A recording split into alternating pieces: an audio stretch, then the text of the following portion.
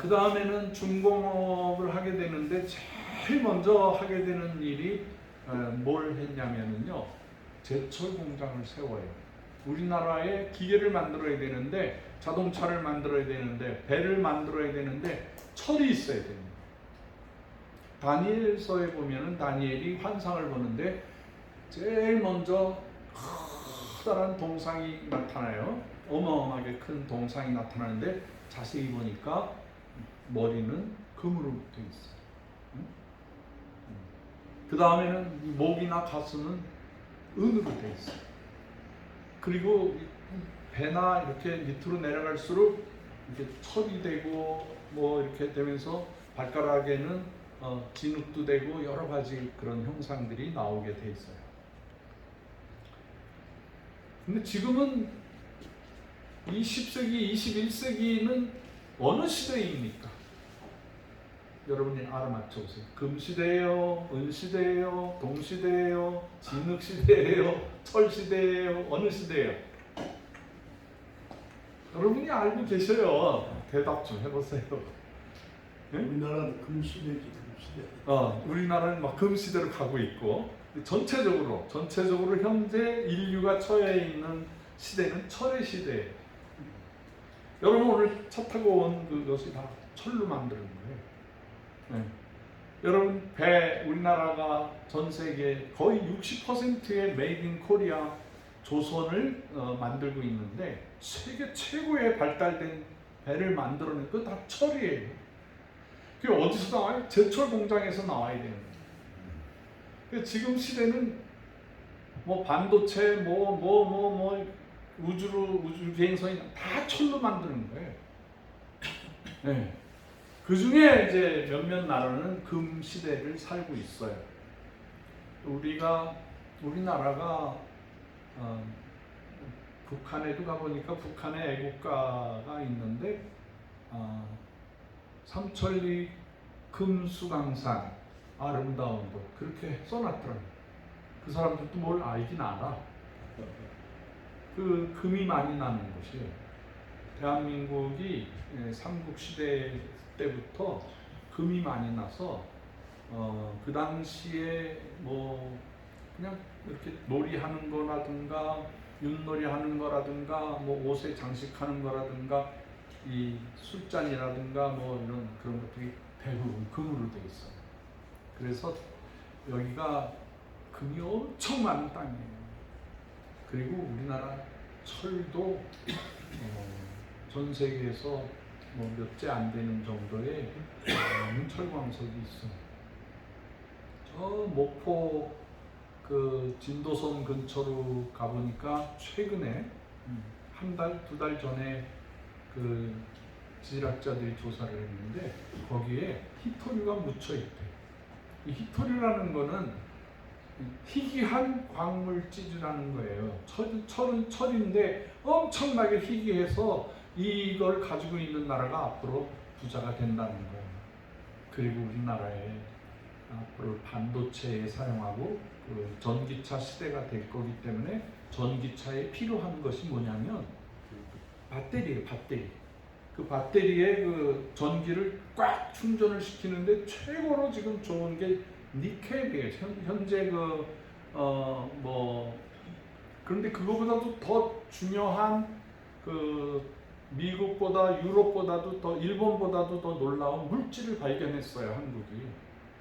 그래서 삼성이나 LG 그룹 같은 데서 만들어내는 배터리가요, 전 세계로 팔려나가요. 우리나라 배터리가 없으면 전기차가 생산이 안 돼요. 앞으로는 이제 전기차 시대가 될 거예요, 틀림없이. 그러니까 우리 하나님께서 우리 작은 한반도이지만 거기에 필요한 모든 것을 다 주셨어요. 할렐루야. 근데 현재 분단된 상태이기 때문에 이 제대로 자원을 개발을 못하는 실정입니다. 북한 사람들이 통일해야 됩니다. 그러면서 저한테 논리를 얘기해요.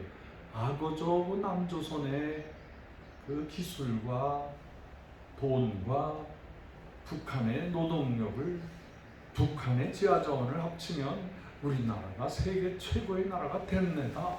알고 있어. 알고 있어. 근데 못하고 있는 거예요, 지금 현재. 예? 이게 우리가 북한 사람들 남한에서 나오는 넘치는 쌀과 그 야채, 과일 이런 거를 다 나눠서 먹으면 되는데요. 요즘엔 물건이 남아서 지금 폐기 처분하고 그러잖아요. 그 북한의 그 철광석이라든가 뭐 석탄이라든가 품질이 좋은 게 많거든요. 북한이 왜 농사가 안 돼요? 땅이 지하자원이기 때문에 안 되는 거예요. 농사가 안 돼. 그 캐가지고 가공을 하면 엄청, 근데 기술이 없어, 기술이. 그 싼 값으로 중국에다 파는 거예요, 세상에. 우리 남북한이 서로 협력해서 일을 하면 얼마나 부자가 될 텐데 그걸 못 하고 있어요. 우리가 신학교에 가면은 이제 전도사, 신학교 졸업하면 전도사 그래요. 전도사 다음에 이제 장로교단은 강도사, 그래서 설교, 이 강단에서 설교할 수 있는 권한을 주는 거예요, 강도사. 그 다음에는 목사, 그렇게 목사가 되는 거죠. 근데 목사보다도 높은 게 뭔지 알아요?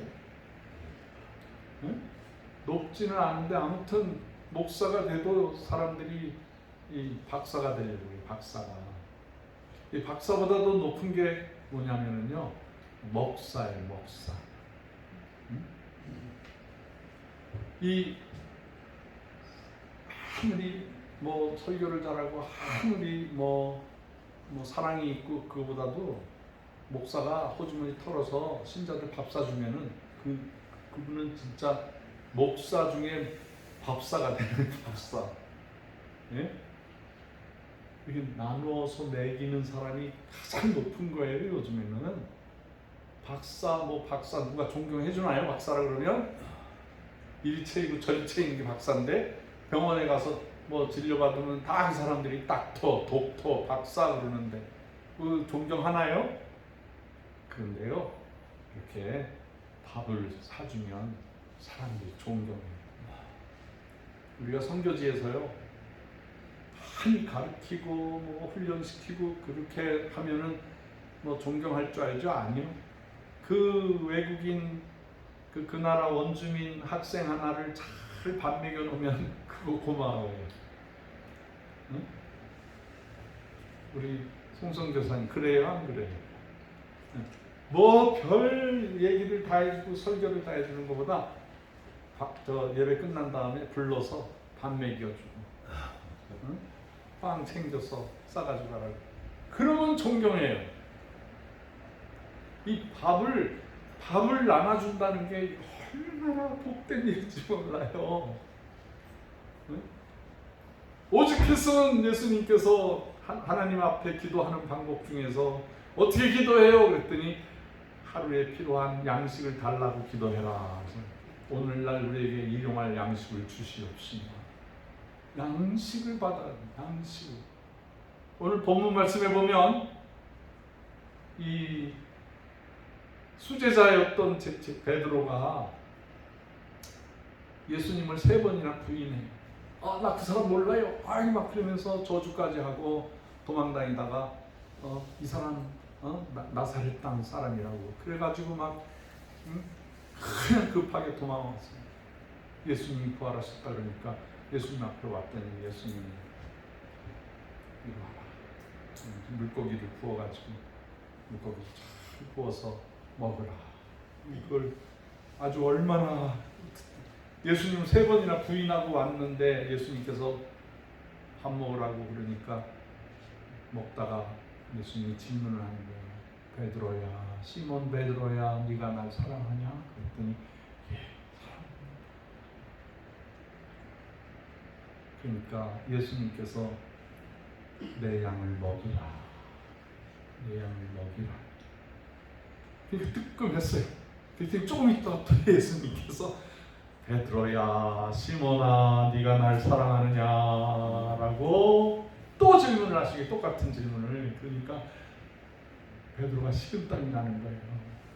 네, 주님이 아십니다. 내가 주님 사랑하는 것 주님이 아십니다. 내 양을 먹이라. 그래서 시겁하고 있는데 세 번째 또 물어보는 거예요. 시몬은 날 사랑하냐? 네, 정말 사랑합니다. 그러니까 내 양을 먹여라. 저는 이 신학교 때 어떻게 배웠냐면요, 내 양을 먹이라는 말이 복음을 증거하고 세례를 주고 가르쳐 지키게 하고 내 제자로 삼는 거를 내 양을 먹이는 걸로 생각해서 그렇게 가르쳤어요, 교수님. 근데 제가 선교지에 가보니까 러시아 사람들도 굶고 살더라고요. 러시아 사람들도 빵 하나 못 먹더라고요. 그래서 예배 시간에 빵을 한 300개 정도 사가지고 그거 하나씩 나눠줍니다. 2개 들고 갈 수 있는 사람 2개 들고 가. 빵 나눠주기 시작했어요. 빵. 아니 굶고 오는데 밥 하나 먹으면 막 눈이 이렇게 막 부어대는 사람들 앞에 먹여야죠. 그러면서 러시아 사람들, 중앙아시아 사람들, 선교지 사람들 이렇게 보면서 제가 신학이 달라지기 시작했어요. 예수님께서 내 양을 먹이라 한 거는 그냥 글자 그대로, 말씀 그대로 먹이라는 뜻이구나라고 생각을 했어요. 제가 이게 실천 신학자가 되어버리는 거예요. 그냥 추상적인 설교자가 아니라 뭐 도와줘야 됩니다. 뭐 옷을 나눠줘야 된다 이렇게 설교하는 게 아니라 직접 먹을 거를 준비해서 선교지 사람들의 입에다가 넣어주는 게 그게 복음이다라고 믿었어요. 그게 물질 선교라고요? 아니에요. 디베리아 광야에서 3일 동안 하나님 말씀 듣던 백성들이 배가 고파 목말라 쩔쩔매고 있을 때 예수님께서 너희들 중에 먹을 거 있는 자 가져오라 그래서 물고기 2마리와 보리떡 5개 가지고 5,000명을 먹여요. 5,000명을 먹이고 부스러기 모아가지고 와라. 12광주리의 부스러기가 나왔어요. 예수님 실질적으로 먹였어요.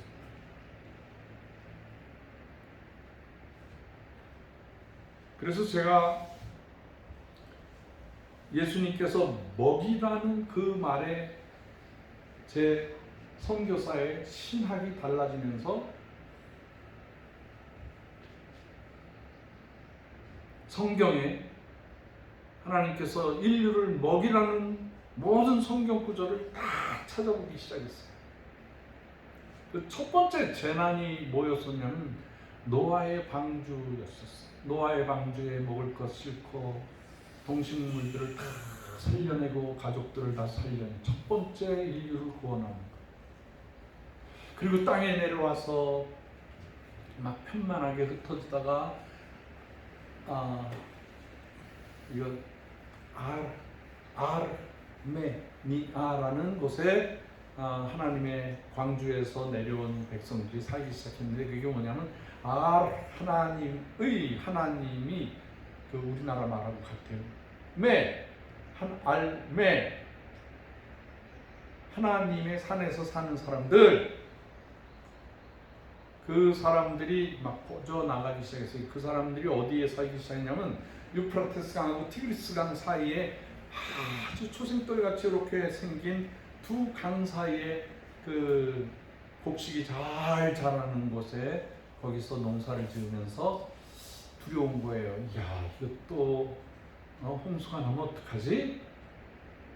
그래가지고 거기에서 돌을 모아가지고 진흙을 만들어서 바벨이라는 탑을 쌓기 시작해요. 하나님 보시기에 선하지가 않았어요. 그래서 그 백성들을 흩으셔요. 막 전 세계로 흩어나가면서 인류가 또 재난을 당하기 시작했는데 그 두 번째 사건이 뭐였었냐면 이집트의 그 요셉을 통해서 본 그 인류의 상처가 뭐였었냐면 7년 풍년과 7년 흉년이었어요. 그래서 뭐 미래를 생각하지 않고 농사가 잘 되면 잘 됐다고 다 퍼먹고 끝내고 했었는데 요셉은 하나님의 음성을 들은 거예요. 앞으로 7년 기근이 생길 테니까 곡식을 모아라. 그래서 요셉의 창고를 짓는 거예요. 요셉의 창고가 가득했다라고 그래요. 7년 동안 풍년이 들었으니 그 중에서 이렇게 잘 모아가지고 건조시켜서 과일도 말리고 곡식도 말리고 고기 뭐 이런 모든 것들도 잘 준비해서 7년 흉년이 나올 때에 그거를 풀기 시작한 거예요. 그래서 인류가 기근으로 다 죽을 뻔했는데 하나님이 요셉을 통해서 인류를 살려내셨어요. 아멘. 그래서 우리 한국을 요셉의 창고라고 하는 거예요. 요셉의 창고라고 제가 명명을 했어요. 지금 대한민국은 7년 풍년이에요.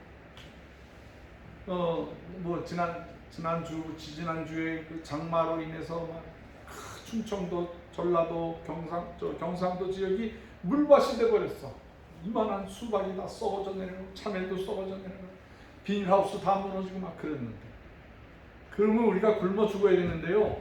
추석 때가 되면 음식이 풍성해서 이상하게, 그 희생 틀림없이 7월달 장마철이 되면 막 폭풍우가 치고 난리가 나고 막 우리가 농사가 다 망해지는데도 하나님께서 우리나라에 곳곳에서 오곡백과가 막 나오고 있어요.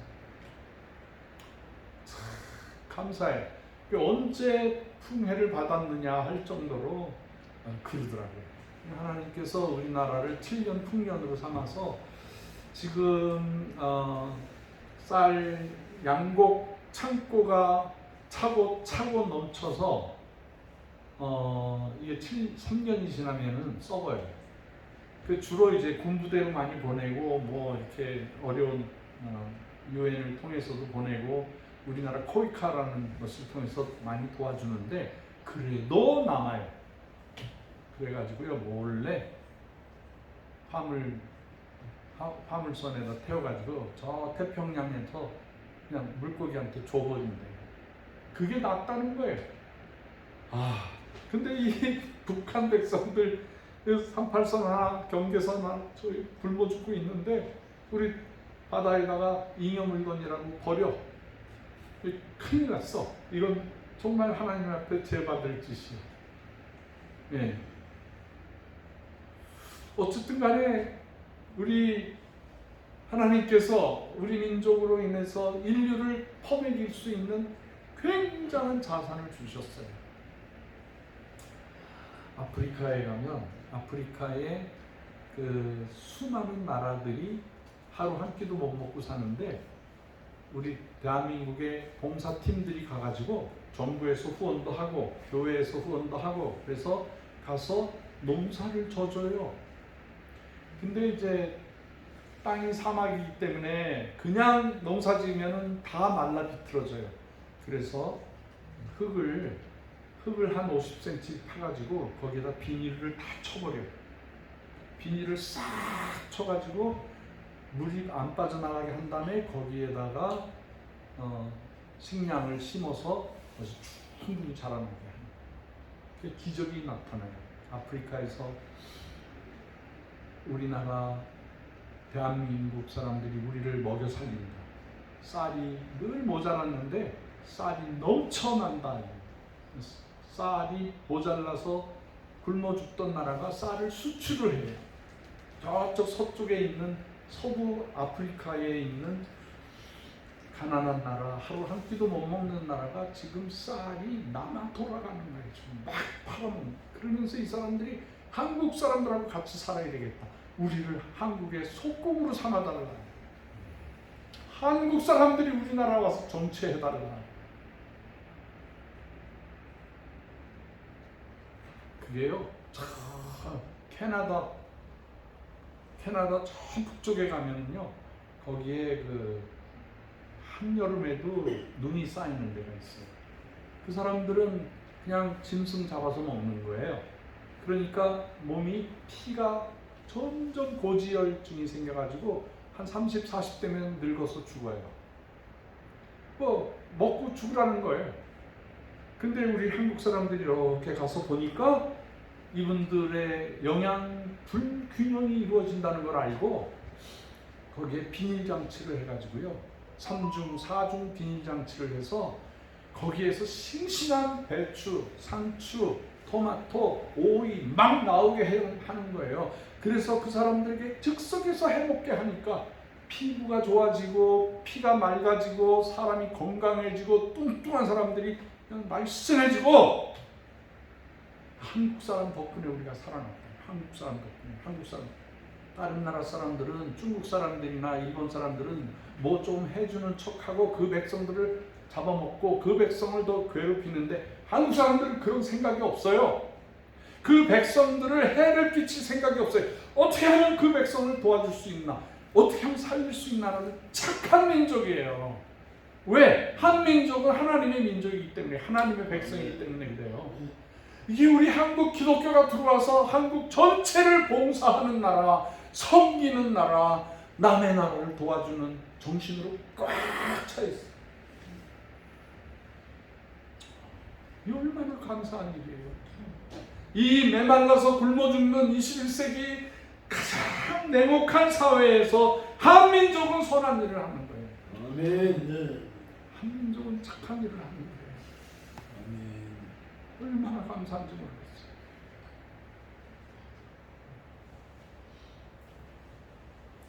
그리고 그러한 정신을 가지고 있는 하나님의 종들, 선교사님들이 고국에 와서 혹은 우리 선교지에서 소문을 듣는 거예요. 야, 한민족 고구마 나눔 운동이 있다는데 웃긴다. 어떻게 고구마로 선교를 하는 팀이 생겼냐? 그러면서 신기해하는 거예요. 그리고 어떻게 해서든지 저한테 접근을 해와서 전화를 하든 문자를 보내주든 해서 우리나라에 고구마 심어주세요. 제가 갈까요? 와주세요. 요청하는 거예요. 우리가 많은 하나님의 그 선교 방법이 있지만은 이 먹이는 일에 전념하고 그 백성을 먹여 살리고 구원시키는 일은 가장 하나님이 기뻐하시는 일이에요. 아멘. 하나님이 기뻐하시는 일.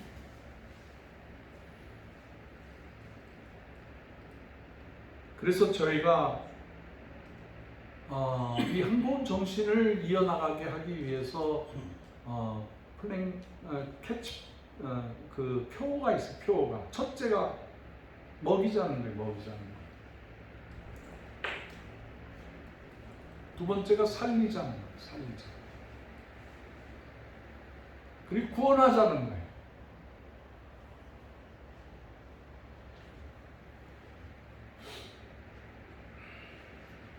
이 살리는 운동은 예수님의 그 치유 사역입니다. 예수님께서 오셔서 이제 사복음서를 자세히 읽어보면요, 사복음서의 3분의 1이 치유 사역이에요.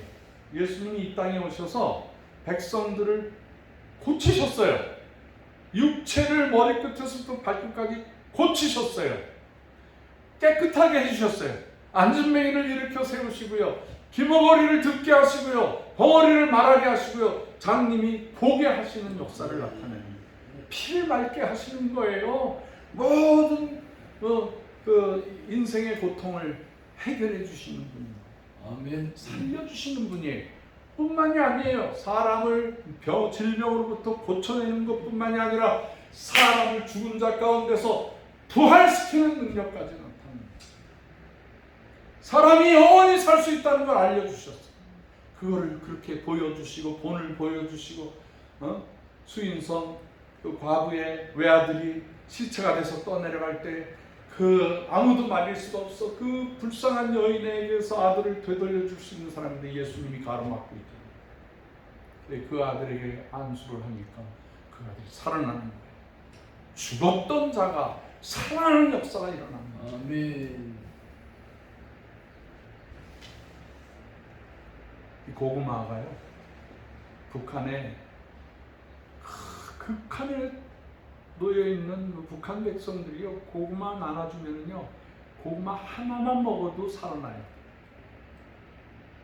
고구마 한 덩어리만 먹어도 영양실조에서 벗어나고 질병에서 벗어나고 그 달콤한 게 들어가니까 행복해가지고 그 어린이들이, 그 고아원 아이들이 북한에 결핵으로 죽어져가는 사람이 고구마 한 조각만 먹어도 살아나더라는 말이에요. 살아나는 거예요. 아멘. 참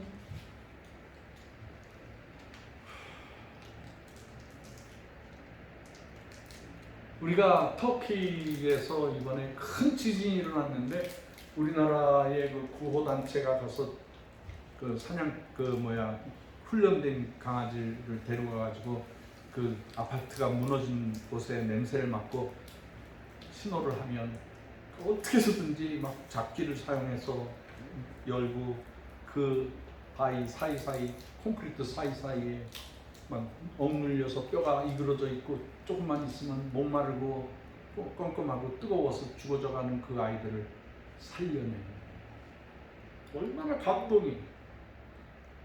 그 구조하는 사람들이 그 한 생명 살려내기 위해서 얼마나 수고합니까?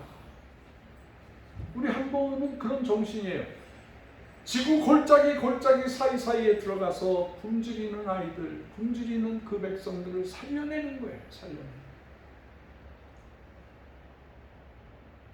여러분, 아프리카에서 제일 가난한 나라가 어느 나라인 줄 아세요? 있는데. 응? 그게 맞아요? 아이고, 우리 강 목사님 참 똑똑해. 이름이 말라 비틀어지는 나라, 말라위. 이 말라위가요, 하루에 한 끼도 못 먹는 나라예요. 하루 한 끼도. 그런데 우리가 4년 전에 거기다가 고구마 심어줬어요.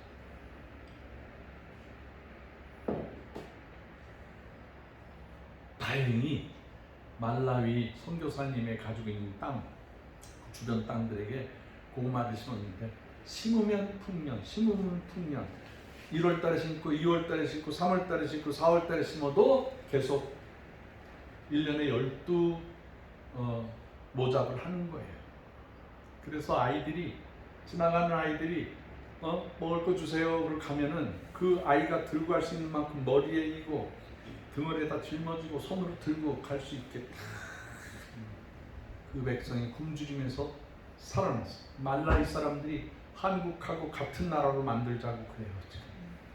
지금 선교사님들마다 그 일을 하는 거예요. 그 백성을 먹여내는 거예요. 살려내는 거예요. 구원해내는 거예요.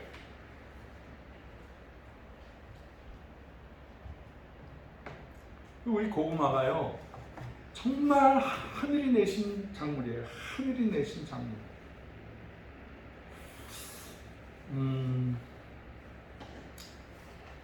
구원하자.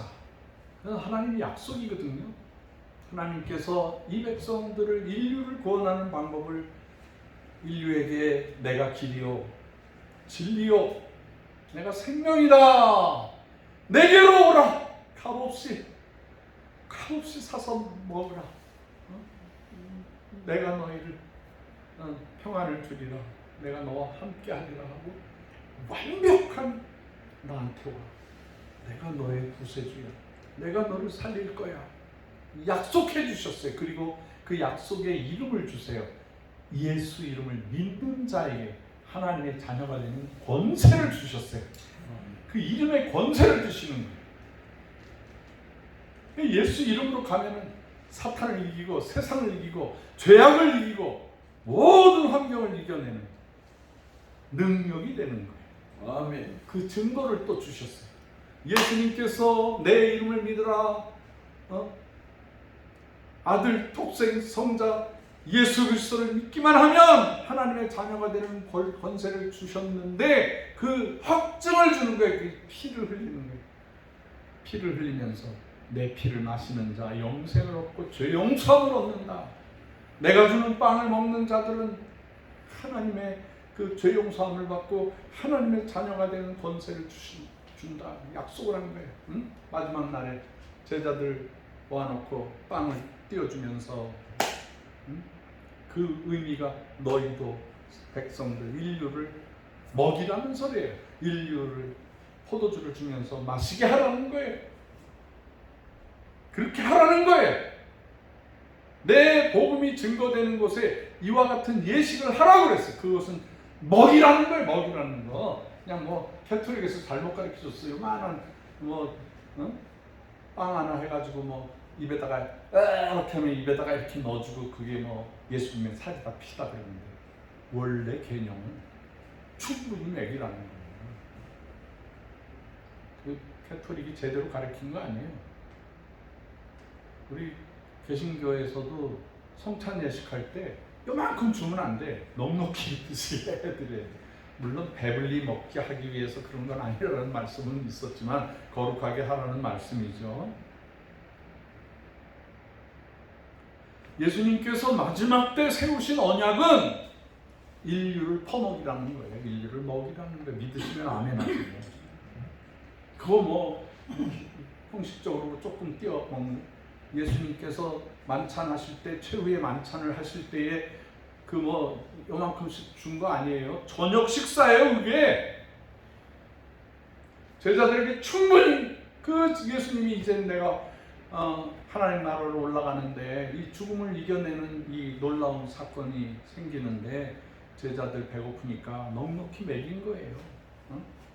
저희가 저기 그 그리스에 갔더니 그리스 정교회 신부들하고 성찬식 하는데 가보니까 이만한 빵하고 이만한 커다란 그릇에다가 포도주를 이렇게 넣고 돌아가면서 떡을 크게 띄어가지고 먹고 우리는 막 그게 거룩하기 때문에 입으로 씹으면 안 된다고 해서 힘으로 녹이잖아요. 근데 그분들은 우작우작 다 먹더라고. 그 포도주를 다 돌려서 먹고 포도주가 남으면 한 번 더 돌려. 한 3번, 4번 돌리더라고. 빵도 남으면 계속 다 없어질 때까지 충분히 먹이더라고.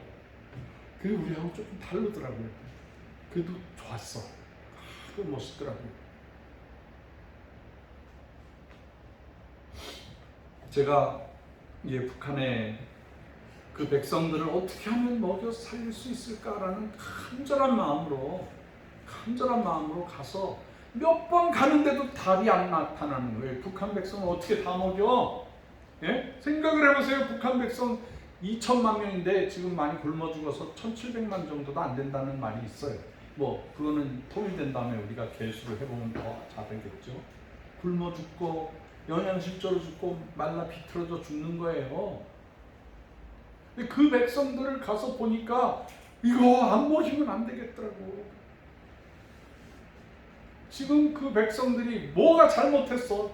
그 악한 공산주의 사상이 들어가고 마귀의 사상이 들어가니까 교회를 진멸시키고 그 지도자들 몇 명이 백성들을 고혈을 짜서 저렇게 나쁜 행동하잖아요.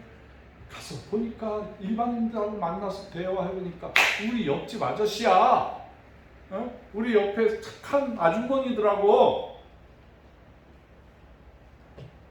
뭐 주체 사상 얘기해봐야 뭐 그냥 그런가 보다 하고 들어주면 자기들도 안 해. 더 이상 얘기 안 하고 정말로 가까워지는 거예요.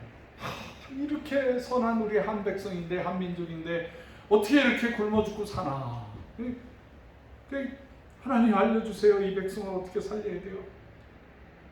그래서 제가 고구마라는 것을 결정하고 그 땅에다가 황해남도 황해북도에다가 고구마 심을 때 잠깐만이라도 시간이 나면은 그 계곡 사이로 내려가서 무릎 꿇고 막 감사기도 했어요. 하나님 감사합니다. 이 백성을 먹일 수 있게 고구마 파종할 수 있게 해주셔서 감사합니다. 그러면 무릎 꿇고 기도하면은 그분들이 알아요. 아, 저 목사님이 하늘에 기도하는구나. 그리고 제가 혼자서 기도하다가 눈물 닦고 바지 털고 이렇게 또 나가서 같이 고구마 파종하고. 그래서 가을에 풍년 대풍년이 이루어지는 걸 보는 거예요. 놀라운 게 이 고구마를 심었더니 그 첫 번째 해에 고구마 꽃이 피는 거예요. 북한에 심은 고구마 안에 그 나팔꽃 같은데 보라색이야, 보라색. 그게 쫙 피더라. 근데 그 중에 고구마 전문가 되시는 위원장이 저한테 그래, 목사 선생님, 이 고구마 꽃이 100년에 한 번 피는 겁니다. 대풍입니다. 정말 가을이 되니까 대풍년이 이루어집니다. 대풍년이 이루어져. 고구마 먹죠. 줄기 먹죠. 고구마 잎 따먹죠. 그 뿌리는 캐가지고 그 닭, 뭐 염소, 소 뭐 이런 거 다 먹이죠. 세상에. 고구마 심어준 땅에 사는 사람들은 더 이상 굶주리지 않고 더 이상 영양실조로 더 이상 굶어 죽지 않더라. 아멘. 고구마 심어준 땅은 이 얼마나 감사해요. 얼마나 감사해요. 제가 가져가서 심는 것도 있지만 그분들이 그저 목사 선생님 요거는 그저 요 특별 그 농업부로 가서 또 저희들이 좀 심어도 됩니까? 그래서 얼마든지 가져가라. 그랬더니 트럭 한 분을 가지고 가서 최신식 비닐하우스에다가 그걸 심고 그거를 평양 주변에 있는 모든 사람들에게 나눠주더라고요. 그러니까 제가 심은 거에 두세 배, 수십 배의 그런 그 농사 기능이 돼 있는 곳에서 다른 거 안 하고 옥수수 같은 거, 감자 같은 거 안 심고 그냥 고구마만 심어서 대풍년을 이루어내더라고요. 여러분, 제가 이런 얘기하면은 꿈 같은 얘기입니까? 제가 여러분들 통일되면서 남한에 시민권 가지고 계신 분들, 우리 항공 천사회원들을 모시고 트럭 타고 버스 타고 북으로 가서 북에서 우리 북한의 고구마 농장들을 보여드리고 싶은 거야. 여러분과 같이 가서. 그리고 뭐가 부족하냐? 뭘 좀 더 도와줄까? 그래서 그분들을 섬기는 지금 그 일이 착착 해가 넘어갈수록 2배, 3배, 4배, 10배, 70배로 늘어나고 있어요. 정말 감사해요. 지구 전체에서 제일 고구마 잘 심고 고구마 풍년이 드는 데가 북한이더라고. 북한.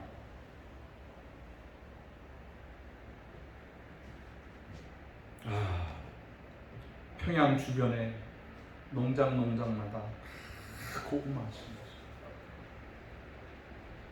자강도에도, 양강도에도, 강원북도에도, 함경남북도, 황해남북도, 고아원에, 양로원에, 장애자연맹 안에, 해외동포위원회 안에, 인민학교 안에 고구마가 통일될 때까지 북한으로 살려내는 만나가 되는 것입니다. 할렐루야. 할렐루야. 지금 여러분들 좀 궁금하신 게 있을 거예요. 제가 북에 가면은 몇 주간이 있든지 간에 봉숙교회 가서 예배를 드려요. 가능하면 봉숙교회 가서 예배 드려요. 여기 사진이 안 올라왔네. 봉숙교회가 주일날 10시 반에 예배를 드려요. 그 앞에, 봉숙교회 앞에 그 장마당 같은 게 있어가지고 사람들이 많이 우글우글 다녀요. 예배 시간에 들어갈 때 그 사람들은 못 들어오고 바깥에서 이렇게 왔다리 갔다리 해요. 근데 가서 예배를 드리면 우리가 뭐 기존 교회에서 예배 드리는 똑같은 형식으로 예배를 드립니다. 성가대 주악에 맞추어서 기도송하고 나와서 장로님 비슷한 분이 와서 대표기도 하고 설교 말씀 듣고. 그런데 제가 처음에 갔을 땐 막 눈물이 나와서 막 판단이 안 될 정도야. 북한 안에서 예배를 드리니까 막 눈물이 막. 그러니까 북한의 안내원이 저한테 목사님 울지 마시라요 하면서 손수건 갖다 주더라고요. 내가 왜 우는지를 모르는 거지. 그냥 막 손수건 갖다 주고 막 울지 말라고 막 그래. 이 교회가 가짜인가? 진짜인가? 제가 많이 판단해봤어요. 여러분한테 질문할게요. 봉숙교회, 칠곡교회 예배가 진짜일까요? 가짜일까요? 응? 빨리 말해봐요. 잘못 얘기한다고 해서 내가 뭐 야단치거나 그러세요. 뭐. 응? 가짜예요? 가짜? 진짜? 가짜? 그래서 여러분도 잘 모르시겠죠? 개개인의 믿음에 감사. 개개인의 믿음에 따라서 자 제가 설명해 드릴게요. 자 그럴싸한 예배가 있어. 근데 그 교회에 제일 중요한 성경 공부가 없어. 세례식이 없어. 주일학교 학생의 청년부 모임이 없어. 성가대는 있어. 예배 의식은 있어. 거기에는 감시, 그다음에 노래 잘해서 그런 사람들도 온 사람이 있어요. 그러니까 여러분이 가짜라고 한 게 맞아요. 혹시 개개인에 의한 믿음이 있다, 그 말도 맞아요. 제가 그래서 그분들에게 판단하지 않기로 했어요. 이분들은 예수 믿을 수 있는 가장 최근접해서 오신 분들인데, 이 사람들이 예수를 믿건 안 믿건 간에 예수 믿을 수 있는 첫 번째 사람들이야. 그래서 제가 편견을 갖지 않기로 했어요.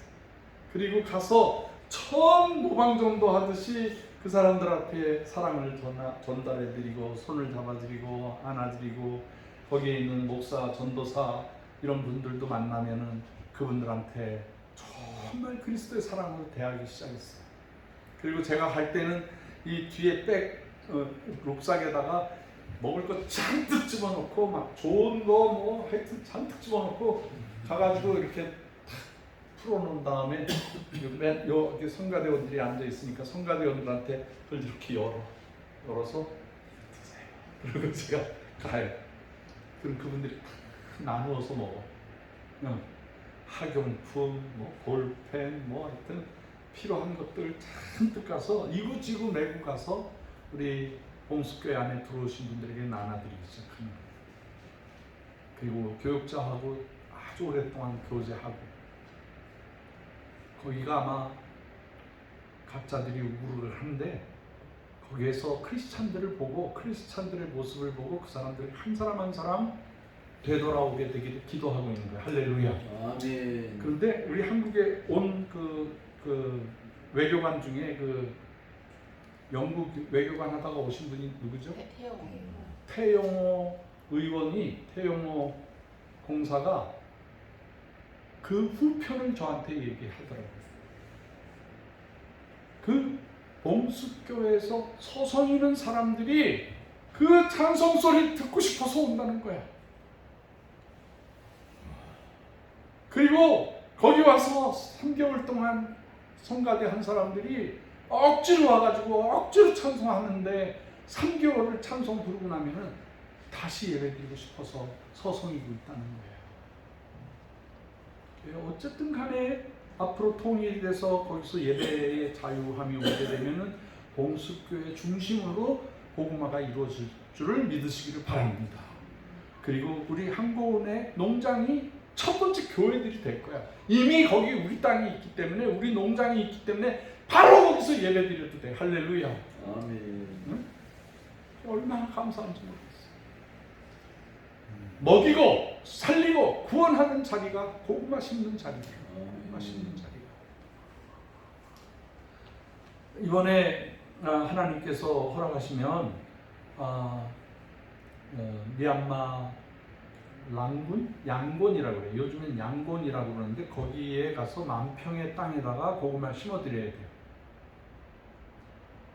그래서 지원하시기 바랍니다. 우리 가을에 선선할 때 가야 되는, 왜 9월, 10월 달에 가야 되냐면 우기가 지나는 때가 9월에서 10월이래요. 그때 심으면 딱 좋다는 거예요. 오래 갈 필요도 없어요. 한 4일, 3박 4일 정도로 가서 심어주고, 거기 예수 잘 믿는 몇몇 사람이 이제 거기 안에 와서 살면서 고구마 맛을 가꿀 수 있게 해놓고, 그걸로 먹고 살고, 그걸로 고구마 먹으면서 한센 병도 낫고, 신학생들도 그거 먹고 살아나고, 고아원 아이들도 그거 먹고 건강하게 잘 자라나게 되기를 바라는 거죠. 멀지만 10월 중하순, 11월 달쯤에 그때 되면은 볼리비아가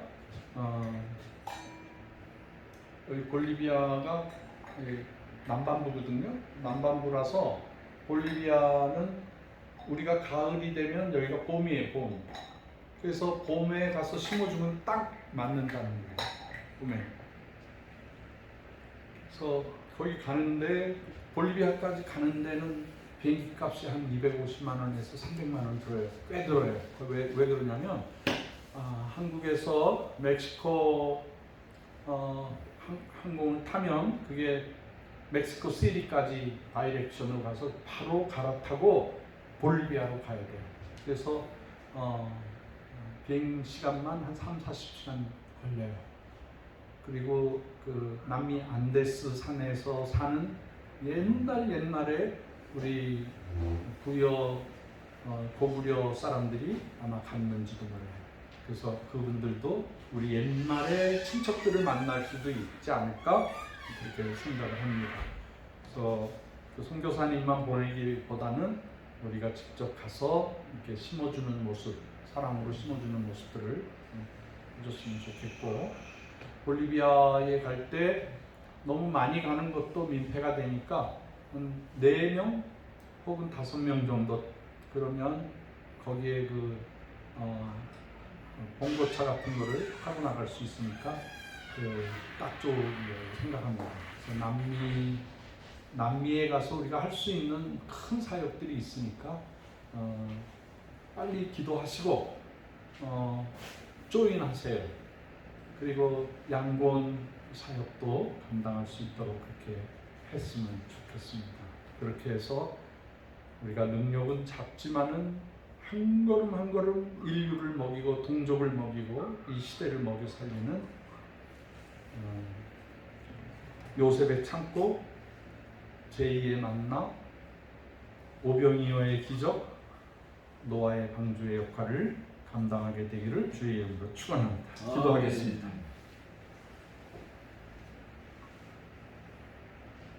하나님 아버지, 지금도 우리에게 내 양을 먹이라고 하신 주님, 바로 순종하게 하여 주시옵소서. 아멘. 우리가